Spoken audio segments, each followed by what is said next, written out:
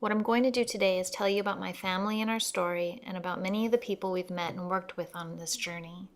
We're originally from Hawaii. This is my family in 2006. Me, Ivan, and my husband, Jesus. But we moved to Massachusetts just before Ivan's second birthday. Ivan's a complicated little boy, and it's always hard for me to decide how best to introduce him.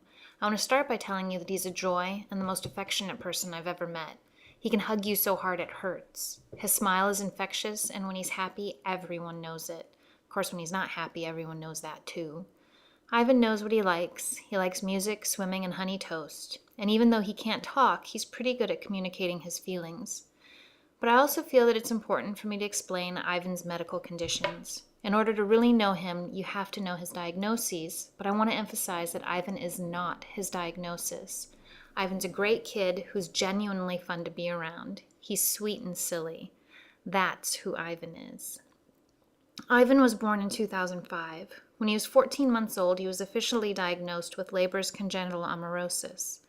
LCA is a genetic degenerative retinal disorder, and many children with LCA have some vision or at least light perception, but as far as we can tell, Ivan is totally blind. When he was 3 years old, Ivan was diagnosed with Joubert syndrome through an MRI and genetic testing. Joubert syndrome is a neurological disorder that results in the underdevelopment of the part of the brain, the cerebellar vermis, that controls balance and muscle tone. Ivan can't walk because he has Joubert syndrome. He's getting stronger though, and I do believe he'll walk someday. And then thirdly, when Ivan was 3.5, he was diagnosed with Landau-Kleffner syndrome. LKS is a seizure disorder centered in the language part of the brain. Before LKS, Ivan was talking, and even though he was behind in his speech, he was understandable and pretty good at telling jokes. He could identify birds based solely on their song and knew all his shapes by touch. He could recite the alphabet and count to 10. The seizures probably began sometime after his 3rd birthday, and in about 3 or 4 months, he'd lost all of his speech and much of his cognitive abilities. It took a few weeks for us to even realize the problem was related to seizures, because they weren't seizures we could see, they were subclinical. It took a long time to find the right combination and dosage of medications to get these seizures under control, but his last EEG was clear, and now, at 6 years old, he finally seems to be improving. His receptive language is much better, he understands a lot of what we say to him, and he's less frustrated. Obviously, it was hard for us to come to terms with all these diagnoses, but we didn't do it alone. We worked hard to find the best doctors to treat Ivan. We fought for services so that Ivan could have a powerful early intervention team. And most importantly, we met other parents and support groups online and at family conferences held around the country. We've learned more from other parents and grandparents than from any doctor or professional, and I've made lifelong friends who I know will always be there to support me and my family. All the people we met who helped us on this journey, and some of the people who didn't.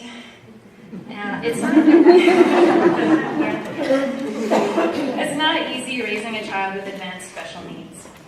And it's not easy finding the right people to help you and support you. I hope that listening to some of our experiences, both the good and the bad, will help you build a successful support network too. So I'm going to start at the beginning. I'm a reader. And I generally begin any new endeavor with a book. So when I was pregnant, I read What to Expect When You're Expecting. And by the time Ivan was born, I was halfway through What to Expect the First Year.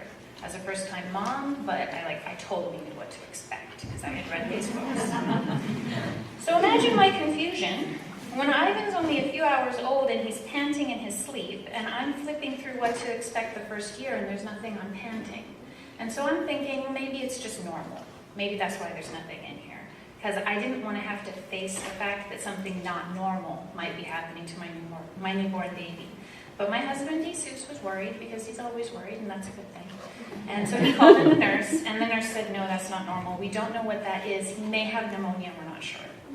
So they took Ivan to the NICU, and this is Ivan. He's about 5 hours old. And they started him on antibiotics, which they put in the baby's head. And at this point, I should probably step back a bit here and say that they put him in the quote-unquote NICU because we were in Hawaii. We're in a very rural part of the state in a very small hospital. So the room they called the NICU was actually a little room where they took babies when they weren't with their mommies. So this means it's where they did circumcisions, it's It's where they tested bilirubin, they used it for storage, and it's where they took babies when they're in distress. Except for the occasional circumcision, Ivan was the only baby in the NICU. We were in the NICU for 1 week. No one knew what the problem was, so they sent us home. Ivan didn't have pneumonia, he had trouble breathing, he panted a lot, his blood oxygen saturation levels were really low, and he had apnea. But that's all we knew. So they sent him home. That's his first day home. And they sent us home with an apnea monitor, an O2 sat monitor, and blow-by oxygen. And that was that. Ivan was only 1 week old, and already what to expect the first year, completely useless. Nothing about O2 sat monitors in that one. When we got home, we were lonely and scared. We had no idea that there were services available to us or that we should be getting any sort of help at all. Actually, at this point, we didn't know how scared we were supposed to be. Was Ivan okay? Was he disabled? I know that we didn't speak the word disabled, but I don't think I even thought the word disabled at this point. I wanted to get past the problems we were having, get onto that story we were supposed to expect. We didn't know how serious Ivan's condition was. We didn't know that we could ask for help, and I think in some ways we purposefully didn't ask for help because that would have been admitting that we needed help, that everything wasn't going to be okay. And those first few months were pretty difficult. Ivan had to have his blood oxygen levels checked regularly, and when it was low, which was often, we needed to give him oxygen. He had to wear an apnea monitor at night, and when that thing goes off, it's the loudest, scariest sound in the world. But even scarier is when you wake up in the morning and you see the little light flashing and you realize the monitor went off in the middle of the night and everybody slept through it because we were just so tired. Ivan's O2 levels did gradually stabilize over the course of about 3 months. As I saw him getting better, I started pushing the doctors to take him off the monitors. I really wanted a wireless baby. I wanted a baby that I could pick up without tangling any wires or worrying about tripping off some alarm. Isus resisted, because he's a worrier. But eventually they were able to take him off of the monitors and we sent back all the equipment. And that is when we started to worry that Ivan never seemed to look at anything. So this is at about 3.5 months old. He's wearing his first coat. So I went back to what to expect the first year and looked for information on vision. I don't know how many of you have tried doing that. There really isn't any.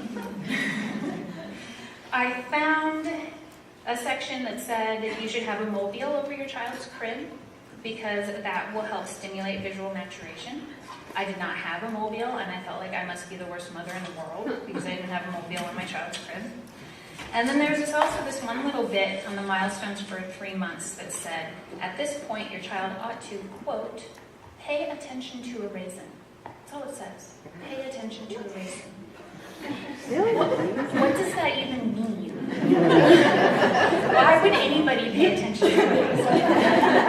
So that really stuck in my head because I knew that what they were saying was that by this point in development, your child's vision should be so mature that they can focus on something relatively small like a raisin. But my child wasn't focusing on a raisin. He wasn't even focusing on my face. And they used this wording that sounded so flippant. Pay attention to a raisin. So it didn't help. So you can see that at this point we really had no idea what we were dealing with. We had no idea what the problem was. We had no idea what we should be doing or who we should be talking to. I obviously had no idea what books I should be reading. We had no idea that there are people out there whose job it was to help us get through this. So we went to the doctor and another doctor and another doctor searching for answers. And this is where the story accrues that cast of characters. This is where things get interesting because suddenly our life expanded way beyond our family and our home. Suddenly we're in doctor's offices and opening our doors to let social workers and therapists into our home. And I don't know about you, but I wasn't the sort of person who was very comfortable letting people into my life like that, people I'd never met before. And I think more to the point, I didn't like having to rely on people. I wanted to get my information from books and just take care of it myself. And I learned 2 things right away. First, that there are people out there who are there to help you, and that you can and need to rely on them, but that it can be so hard to find the right people. And this is especially true when you live in a very rural area and have fewer options.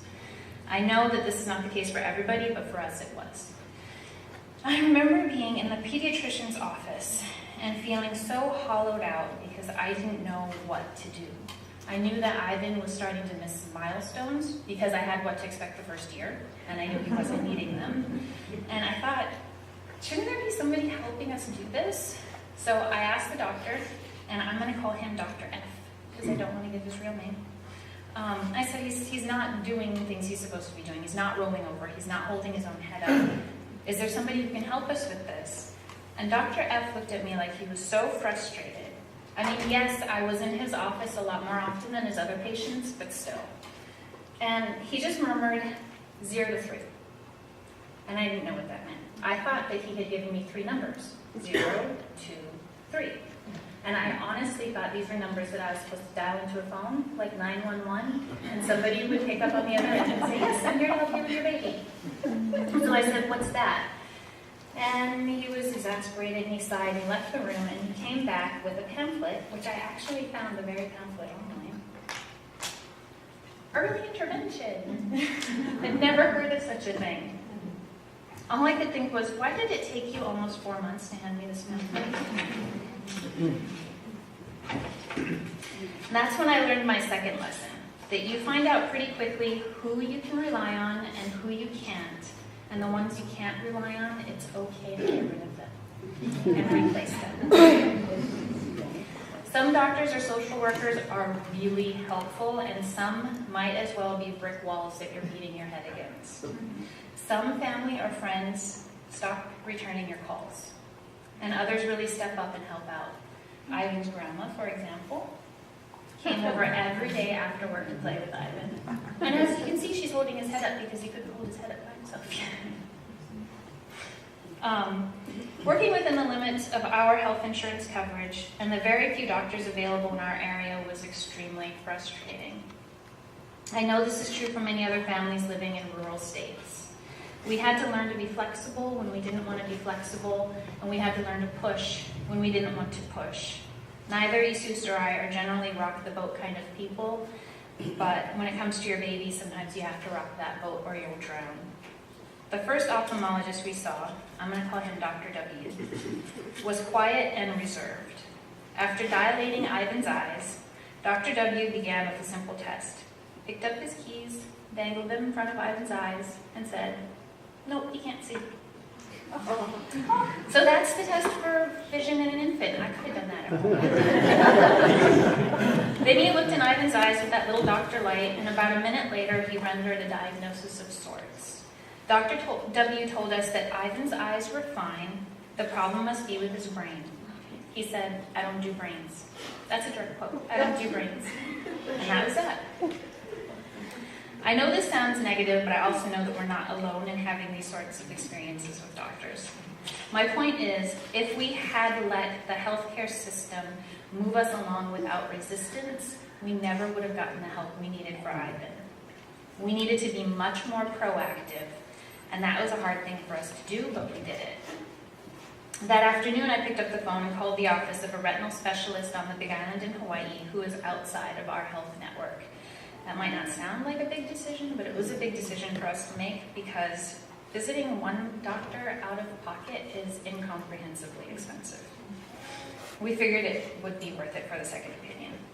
Dr. Senft, and I'm going to use her real name because I love her, wasn't accepting new patients, but when I explained our situation, she agreed to see us the next day. No waiting, we're in her office the next day. She was the first person who gave us real perspective, and for that alone, I can't thank her enough. She was gentle. She spoke to us like we were people who could understand big words. She examined Ivan quite thoroughly. He didn't like that part very much. And when she finished the exam, Dr. Semp gave us Xeroxed articles, a list of resources, and a tentative diagnosis. She believed that Ivan had Leber's congenital amaurosis, LCA. She explained the disorder to us. She gave us clear next steps. She said we needed to see a neurologist to rule out Joubert syndrome, we needed to get an MRI, and we should probably see a geneticist. She also explained that LCA is generally diagnosed with an ERG, an electroretinogram, but that there were no facilities in Hawaii that could perform an ERG on an infant. We would have to go to the mainland for that. They actually couldn't perform an ERG on anyone under the age of 12. She also told us about the Foundation for Retinal Research, and that they would be hosting an LCA conference that summer. They're actually doing one this summer too, I think in June. She said that that would be the best place to have the ERG and to have it interpreted. She gave us the name of our local Lions Club and said they may be able to help us fund the trip. So one doctor, one visit and one doctor, and we suddenly had all of this information. Connecting with the right person can really change everything. We were no longer drowning. We had an idea of what we were dealing with, and we had direction. I still think of Dr. Sempit as a hero. Having an idea of what you need, I think, gives you so much more power. So I always say, you can't ask for something if you don't know what to ask for. So our next hurdle was getting the MRI scheduled, preferably while Ivan was still a baby. But in Hawaii, there's only one pediatric neurologist in the entire state, and he was booked. I had a particularly eye-opening conversation with the woman who scheduled the MRIs. I explained to her that I had an infant who couldn't see and who could possibly have a neurological condition. I explained that we needed to find out sooner rather than later what he had, and I specifically remember telling her, "This is my son, and he needs your help." And those words, "my son," were still very magical to me. I had never had a child before. I had this amazing little creature who I loved beyond reason, and who's entirely dependent on me for my care, for his care. So when I say, "my son needs your help," I'm expecting a response. So her response was, and I quote, "I don't care about your son. There are no appointments for the next 6 months."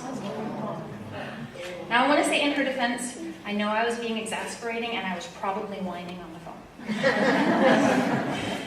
And I also think that that remark from her, it really changed the way I thought about how I was approaching the medical system, the medical community. Because it honestly never occurred to me that someone might not care about my son. I mean, he's adorable. Why wouldn't you? So I realized I had to be more forceful and a pain in the butt if you want to get what you want for your kid. So that's what I did. What I did with her was I called back every hour on the hour to see if there had been a cancellation. After about 4 hours, I got on the calendar. Relatively quickly, too.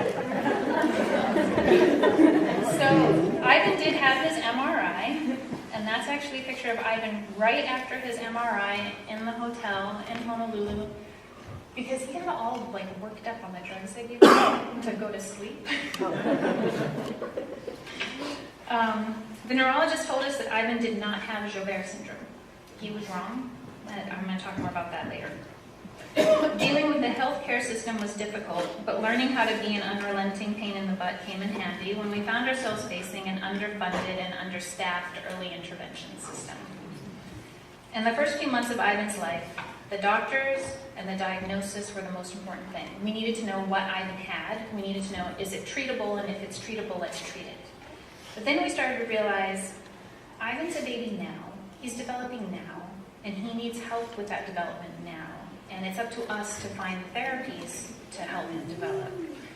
Our early intervention office told us up front that their department was in flux because their occupational therapist had just retired. They had no speech therapist on staff at the moment, and the physical therapist was spread pretty thin. So we were able to start with PT, but that was it. As Ivan got a little older and was falling behind in his speech and feeding milestones, I asked about OT and speech services. And the answer was simple. There just aren't any right now. I started talking to other families online and learned about this type of therapist I'd never heard of before. It's called a teacher of the visually impaired, and it sounded awesome. Although if I'm going to be honest, I had never heard of occupational therapy before I came along either. I asked if we could get a TVI to meet with Ivan, and the answer was pretty demoralizing. There are only funds to hire one early intervention TVI for the entire state, and that position is not currently filled. So yeah, you heard that correctly. In 2005, there was no TVI for children under the age of 3 in the entire state of Hawaii. So this is where you have to start thinking outside the box a little bit. I know there are other families facing this exact same question every day. If there is no TVI, how do I get a TVI? I did find out that there were TVIs for school-age children, and I was able to track down the TVI who worked in the public schools on our side of the island. Her name was Elizabeth. I called her and asked if she would come by to meet Ivan and just meet with us, give us some advice. She said that she had a really heavy caseload and couldn't really do that right now, so I called back every day until she said yes, which she did. And my plan worked. She met Ivan and fell in love with him immediately. And she brought with us so many books and resources that I knew we couldn't let her go. This is actually from her first visit. She brought us an APH book with, or actually I think it's an MVP book, with Braille in it. That's the first time Ivan's ever touched Braille. I love that look on his face. He's like, oh my gosh, there's bumps in this book. So at that very first visit, she signed us up for our state's library for the blind. She brought APH Braille labels to put on items around the house and let us borrow some of her books. She let me borrow the Developmental Guidelines for Infants with a Visual Impairment. I read that book cover to cover within a week. It's like the What to Expect the First Year for Blind Babies. So actually has stuff in it I could use. What I did was I convinced Elizabeth to meet with us and our current PT once a month as a consult. I felt bad about asking her to put in more hours, but I didn't really have any other choice. This wasn't the best solution for Ivan either. I would much rather have had a weekly TVI, but it was a start. It was better than what we were getting, which was nothing. While being persistent is important, I've also learned that compromising with the system is sometimes the only way you can get the services you need. That compromise may not be perfect for you, but it can be a way to get your foot in the door and get things started. I also kept in touch with Elizabeth through email, and she sent me so many amazing resources. She'd email me website links and articles, and every now and then she'd stop by on her way from work and bring over something fun, like this huge, fully adapted, tactile version of the children's book, Chicka Chicka Boom Boom, that she made herself, complete with coconut husks. She also dropped off more books for me, like the Reach Out and Teach book, and she told me about the Hadley School for the Blind's online family education program, which I signed up for immediately. The relationship we had with Elizabeth worked in a pinch. If we hadn't been able to find a TVI on the Big Island, I probably would have started contacting TVIs on the mainland and see if we could have set up a similar relationship and meet via Skype. I know some families who've done that. When there are no TVIs, you have to think creatively. I learned so much from Elizabeth and began accumulating a little library on childhood blindness, which I'm sure a lot of us in this room have our little library on childhood blindness. And I couldn't help but think how ridiculously hard it was for me to find some of these resources. So I had this idea that I could put links to all of these things I was finding online, and that's when I started WonderBaby.org. So this would be early 2006, and that's what it looked like. Writing for WonderBaby was a great source of release, and I was able to meet many other parents through the website. I also came up with this devious plan to get a TVI through the website. So you have to think outside the box when you're trying to get something that your early intervention system doesn't have for you. And I had spoken to the head of the Department of Health, who was in charge of filling the post for the TVI, and she had said the problem was that no one had applied for the job.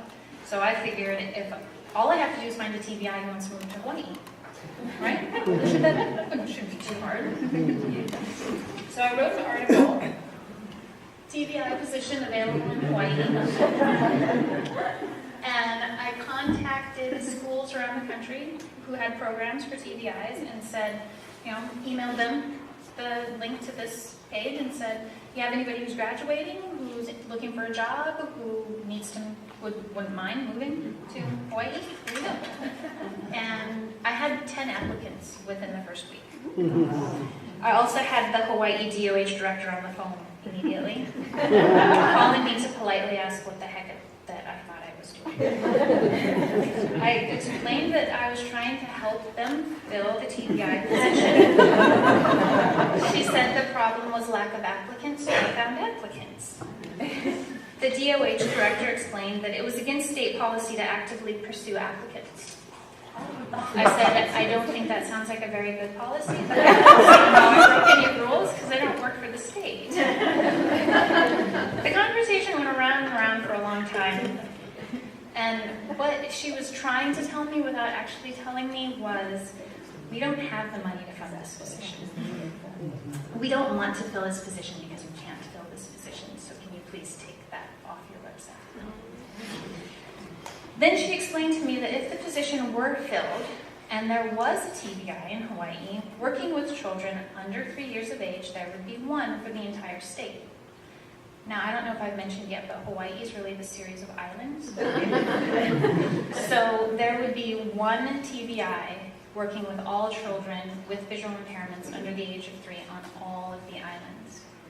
She explained to me that under the best of circumstances, we'd probably meet with the TBI once a year. And because we would technically have the TBI, they wouldn't pay for Elizabeth to come by every month. So, why don't you just leave things the way they are? Politics isn't really my strong suit, and I was stunned and saddened by the conversation. The Department of Health was telling me to leave them alone. The resources are not here for my child and probably never will be. Just be happy with what you have. What can a parent do when confronted with such a large, insurmountable wall? We considered talking to a lawyer, but imagine how long and costly that battle would be. And even if we won, there'd be a very good chance Ivan would be over the age of 3 by the time we won that battle. In the end, we decided it might actually be best to just leave the state.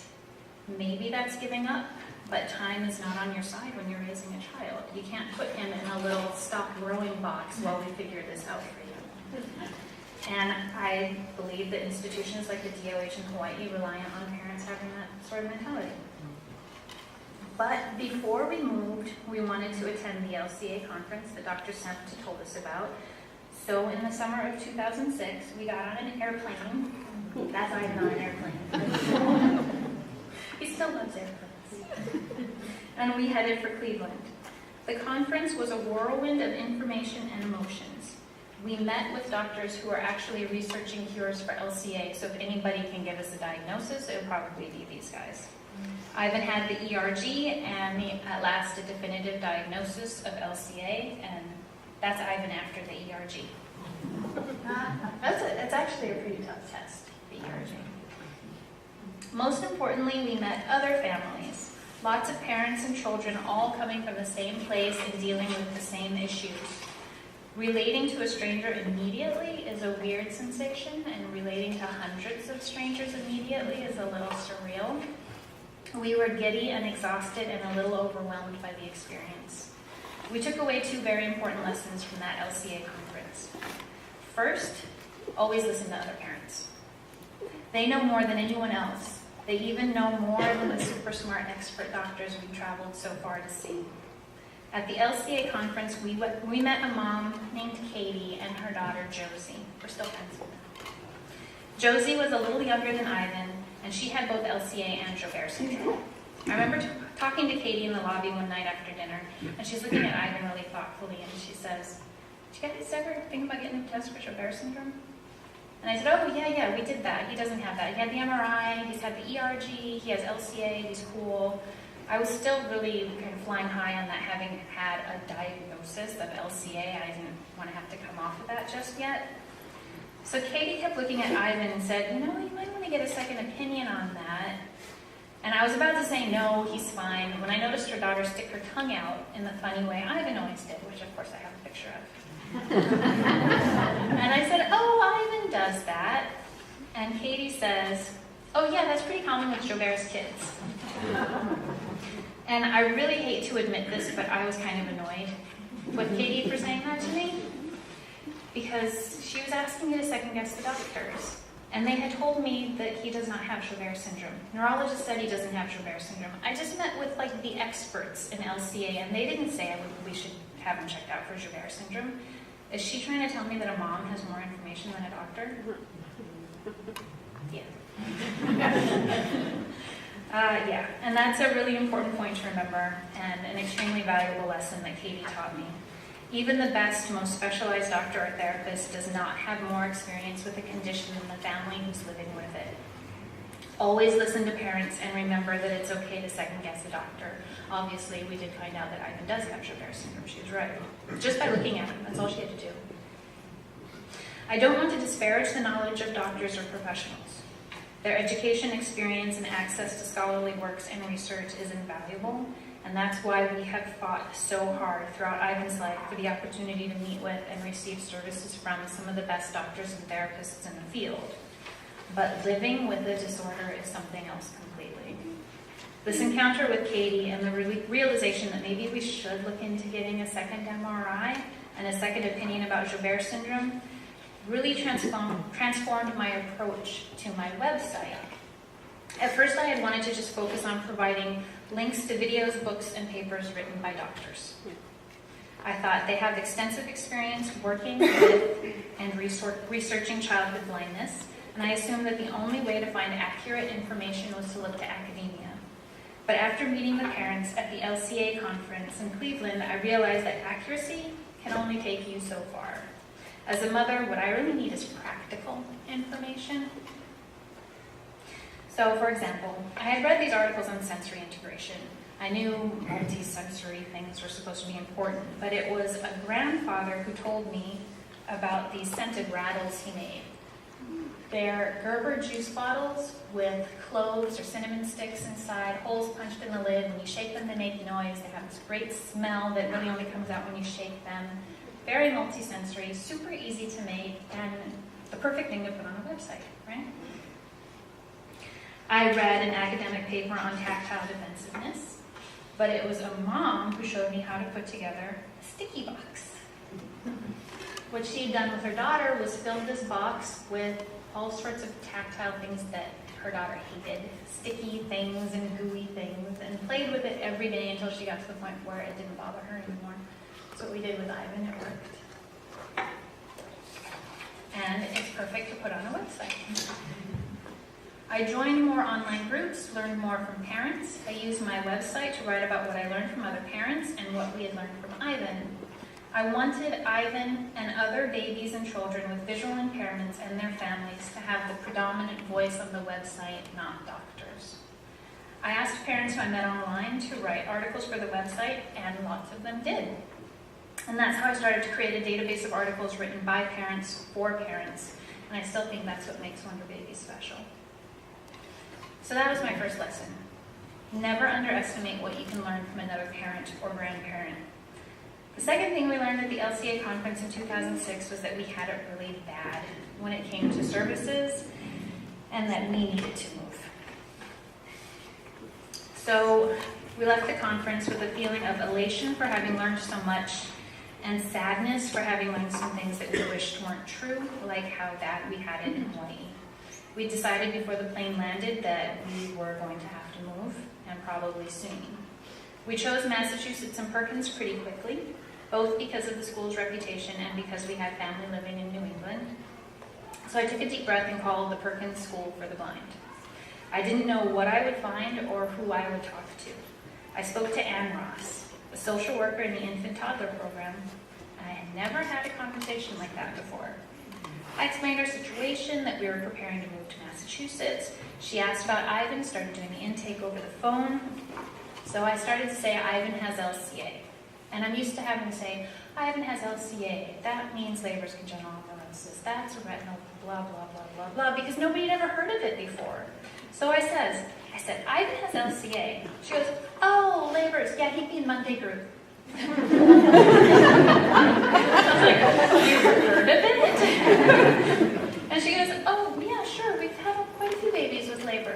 So that's when I knew that this was definitely the place for us. And that's Ivan, right after we moved at the playground at the Perkins Preschool. So Anne got us all set before we'd even packed our first box. Ivan was going to be a Perkins baby. When we got off the plane in May 2007, Ivan was not quite 2 years old. 2 days after arriving in Massachusetts, Anne came by to say hi and introduce us to the program, and a couple days after that, we were in infant toddler group. We hadn't even been in the state for a week. We got started with early intervention. We got a TVI, a PT, an OT, speech, and music therapy. Music therapy being another therapy I'd never heard of before. We made appointments to see a neurologist, a geneticist, and an ophthalmologist at Children's Hospital Boston. It was like living in a dream. I don't think that there's any way to describe how wonderful working with all these new people was. Coming from the dearth of Hawaii to the abundance of Massachusetts was astounding. Ivan's PT and OT both had experience with blind children and were amazing, but most importantly, we finally had a weekly TVI. Barbara Gamel was gentle and persistent with Ivan. She would push him to do things without making it seem like she was pushing him. And I imagine some of you probably worked with Barbara, so you know exactly what I'm talking about. And yes, having a weekly TBI really was all I thought it would be and more. And I can't believe we went almost 2 years without one. Because Ivan was already 2 when he began early intervention in Massachusetts, we were immediately discussing his 3-year evaluations and transition to preschool. Of course, the first thing Jesus and I did in preparing for the IEP was read. We read books about IEPs and preschool transitions. We took a class at Perkins on how to prepare for the IEP. And even though the class was extremely positive and informative, the books were kind of scary. These books are generally written from a perspective of confrontation. The books tell you how to win a confrontation or how to avoid a confrontation, the assumption being there is going to be a confrontation in your IEP. I talked about my fears in Monday group with the other parents who were also getting ready for their first IEPs, and Anne tried to reassure us. I remember her saying something that I think is really important. Special education directors and school officials are there to help you. That's their job, and that's why they got into this line of work in the first place. Don't view them as your adversaries before you've even met them. Give them a chance. They're probably genuinely good people. Now, I know that for some families, confrontations and adversarial relationships are part of the special education process. Fortunately for us, that wasn't true. Watertown was actually really good to us.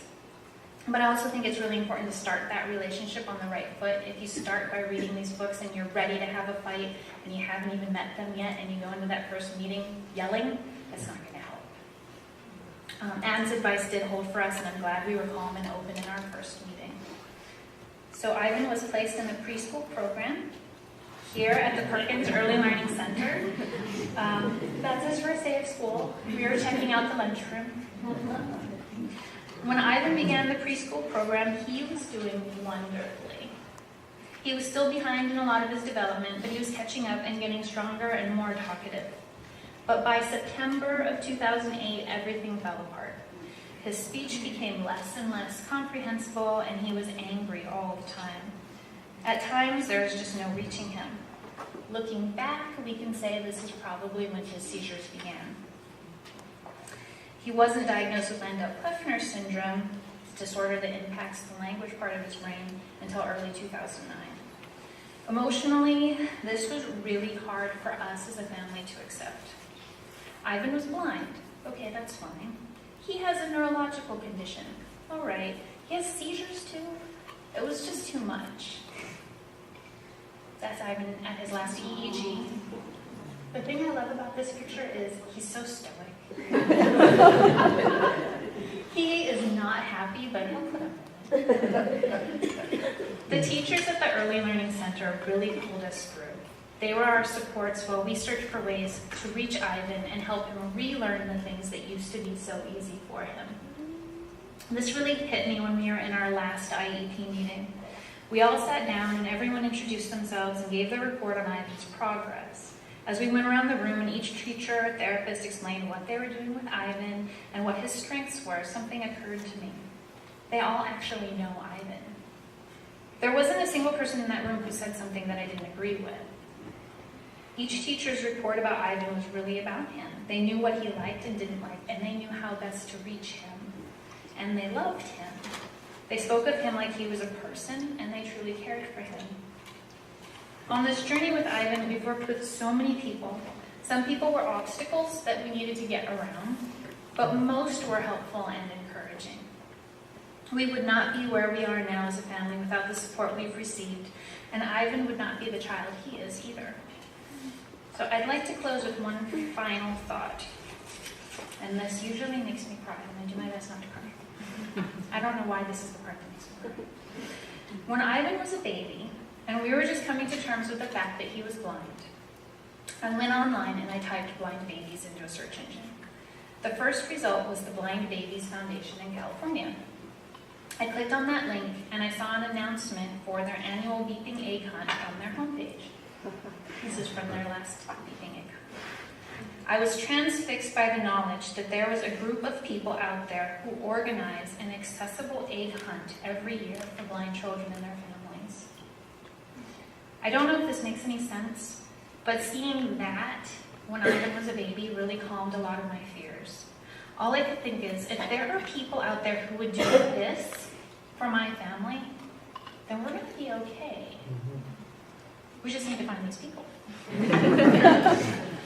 So a couple weeks ago, I had the opportunity, along with Perkins and the Massachusetts Association for Parents of the Visually Impaired, to host a beeping egg hunt here on the Perkins campus. It was a lot of fun. I was finally able to take Ivan to an egg hunt that he could actually participate in, and I was able to share that experience with dozens of other families. It only occurred to me after the hunt that I had become one of those people that I had read about on the Blind Babies Foundation. And what a long and amazing road it's been, but we finally got here. And I know that everyone in this room, that we're all those people. That we are a community and we look out for each other and we support each other. And thank you for listening to my story.